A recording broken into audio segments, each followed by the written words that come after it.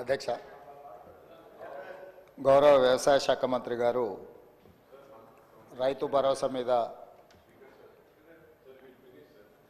just I wanted to give clarification. I am not giving reply. Just some of members, they have raised some doubts. I wanted to clarify that. That's it. అధ్యక్ష, వ్యవసాయ శాఖ మంత్రి గారు తెలంగాణ రాష్ట్రానికి అత్యంత కీలకమైన అంశం, కాంగ్రెస్ పార్టీ ప్రతిష్టాత్మకంగా భావించిన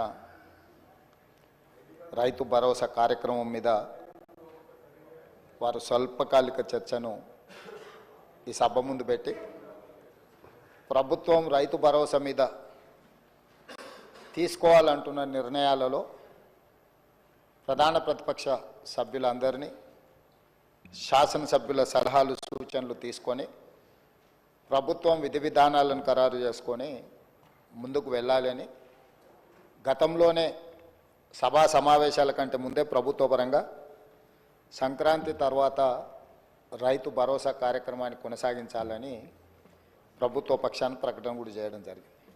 అయితే ఈ రైతు భరోసా స్వల్పకాలిక చర్చల సందర్భంగా శాసనసభ్యులు పాయల శంకర్ గారు చాలా విషయాలను ప్రస్తావించారు. అందులో ప్రధానంగా ఒక 2-3 విషయాల మీద నేను క్లారిఫికేషన్ ఇవ్వదలుచుకున్నాను. ఎందుకంటే చర్చ అంతా అయిపోయినాక కూడా నేను ఇచ్చి ఉండొచ్చు. కాకపోతే ఈ అంశాలకు సంబంధించి కొన్నిసార్లు ఎంబడెంబడే మనం రిప్లై చేస్తే వాటి ప్రాధాన్యత ఉంటుంది, సభ్యుల మనసులో ఉన్న అనుమానాలను కూడా మనం నివృత్తి చేసిన వాళ్ళం అవుతాం. రైతు భరోసా విషయంలో కాంగ్రెస్ పార్టీ రైతులను ఆదుకోవడానికి తీసుకోవాలన్న ఆలోచన, దీన్ని అమలు చేసే విధానంలో ఎవరికి ఎలాంటి అనుమానాలు ఉండాల్సిన అవసరం లేదు. సంపూర్ణంగా తెలంగాణ రైతు సమాజాన్ని ఆదుకోవడానికే మా ప్రభుత్వం ముందు భాగాన ఉంటుంది. కాంగ్రెస్ పార్టీకి శ్రీమతి ఇందిరాగాంధీ గారికి ఉన్న చరిత్ర ఈడ ప్రతి ఒక్కరికి తమరికి ప్రత్యేకంగా తెలుసు అధ్యక్ష.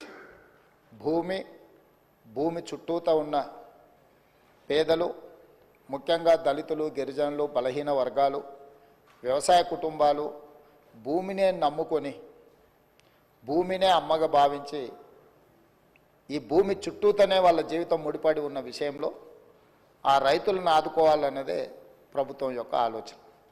గత ప్రభుత్వం గొప్పగా చెప్పుకునే రైతు బంధు పథకం, ఈ రైతు బంధు పథకం యొక్క మూల ఉద్దేశం పెట్టుబడి సహాయ పథకము. వ్యవసాయ రైతుకు పెట్టుబడి సహాయ పథకము. పెట్టుబడి సహాయం ఎవరికి అధ్యక్ష? వ్యవసాయం చేసుకునే వాళ్లకు సహాయం చేయడము, ఆ సహాయము పెట్టుబడి రూపంలో, ఆ సహాయము నగదు రూపంలో రైతుకు చేరవేయాలన్నదే గత ప్రభుత్వం యొక్క లక్ష్యము అని వాళ్ళు జీవోలో స్పష్టంగా వాళ్ళు ఇచ్చిన జీవోలోనే అంశాలను క్రోడీకరించారు.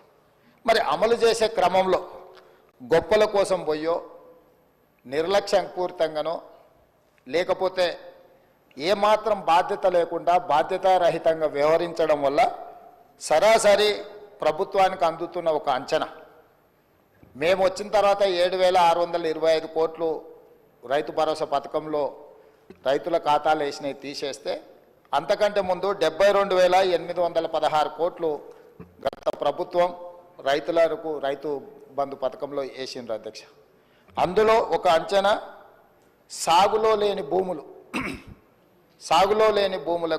22,606 కోట్ల రూపాయలు, సాగులో లేని భూములకు, రాళ్లకు, రప్పలకు, గుట్టలకు, రోడ్లకు, లేకపోతే పరిశ్రమలుగా రూపాంతరం చెందిన లేఅవుట్లై రియల్ ఎస్టేట్లో ఎకరాలను గజాలుగా మార్చి, గజాలను లేఅవుట్లు చేసి, లేఅవుట్ల ద్వారా ఇండ్లు అమ్ముకొని కాలనీలు వెలిసిన వాళ్ళకు కూడా ఈరోజు రైతు బంధు వచ్చింది. దాంతో 72,000 కోట్లలో 22,000 కోట్లు దాదాపుగా ఆయాచిత లబ్ధి అనర్హులకు చేరిందని ఒక అంచనా అధ్యక్ష.